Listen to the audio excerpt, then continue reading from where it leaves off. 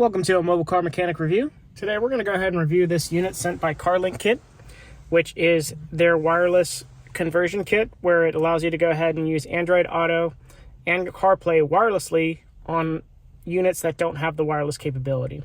So your unit has to have CarPlay or Android Auto capabilities to use this. It will not convert any radios that don't have it to have that functionality. Thank you to Carlinkit for sending this out to us. Let's go ahead and get to the review.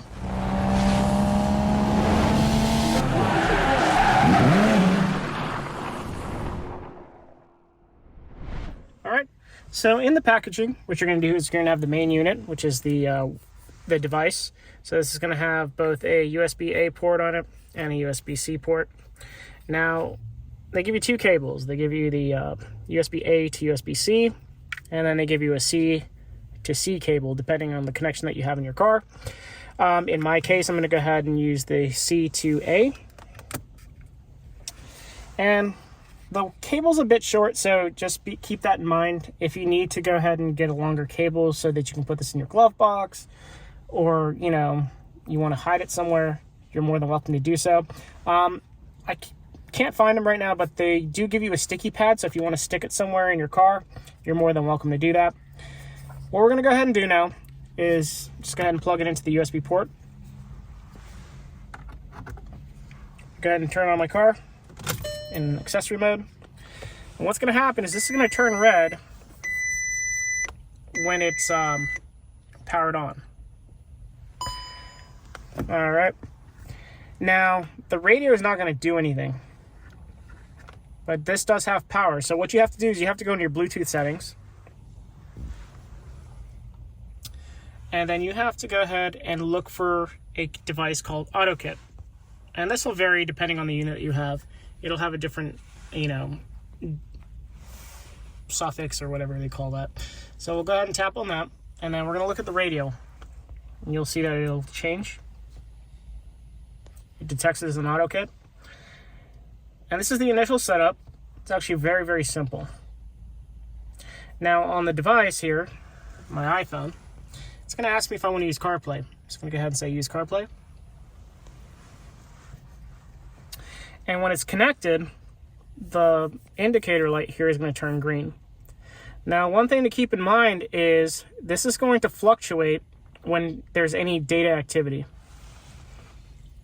One thing you should probably keep in mind is that this will probably annoy you at night. And if it does, you can put like a piece of electrical tape or something on there to cover it up, or if you put it in your glove box, you won't see it. So now, as you can see, we have the CarPlay interface. Very simple. It's pretty responsive for being wireless. So we have all our apps here. This is Waze here. You can see how really fast it is and how responsive it is. The only thing I have a complaint about, and you'll probably notice it too, is there's an audio delay. So in this case, we're just going to hit the play button here, and you'll see how long it takes for it to actually catch up. Show you how to change the timing chain tensor on a 08 S2000. It's going to apply from 2000. So you'll see there's about a 1 second delay. Again, I'll just show you. Let's get to it. All right, so that's about the only complaint that we have.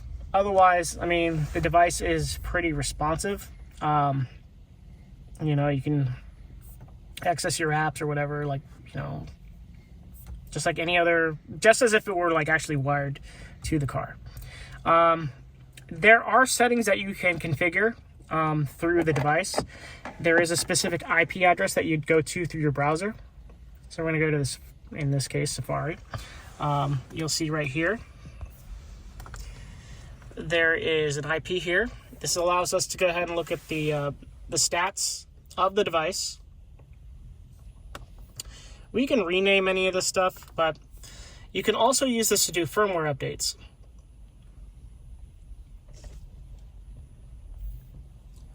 So let's see here. Yep.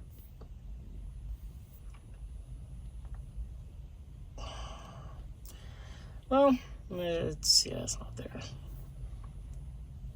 But you can update your firmware. I just, for some reason, don't see it here. There we go. So you go to the help. So you can go to help. You can update the device. You can also revert the firmware updates if there is a problem. You can also look at the manual if you wanted to. Actually, if you lose the booklet or whatever, it'll show you through here.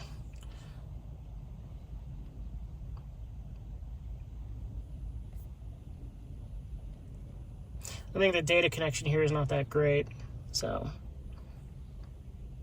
things take a while here. But you can go ahead and okay. Well, that's just how it's going to be. So basically, with the settings, you have many different settings that you'd like to, you can adjust. So if you want to adjust the call quality, you can definitely do that. You can adjust the connection type. So if you want it to only just do CarPlay or Android Auto, or automatic, which will determine what you have connected.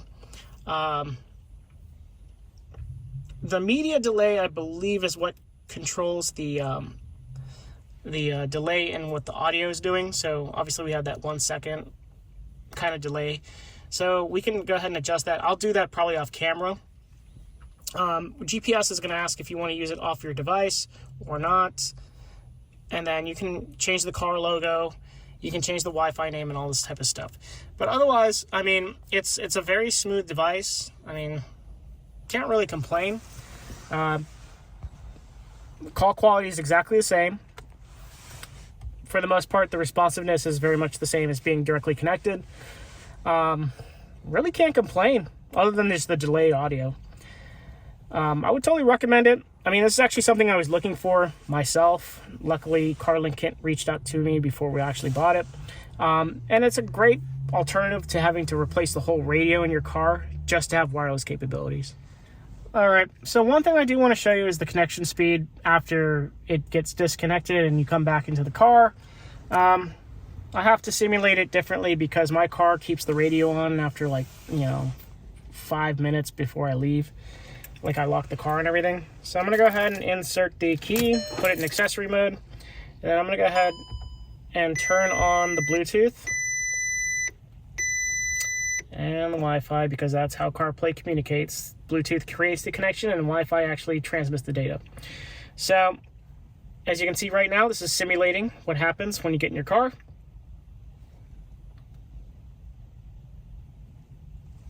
Normally you don't get this screen. It's because I unplugged it. But otherwise, it takes about 5 to 10 seconds to actually connect. And that's it. And then if you have a radio that's run like a Volkswagen or any car that has this CAN bus system, all you have to do is it'll just automatically stay connected for a certain amount of time. All right, thank you for watching Mobile Car Mechanic. We've included a discount code in our description of the video. Just look out for that. It's 18%. Thanks for watching, and see you on the next one.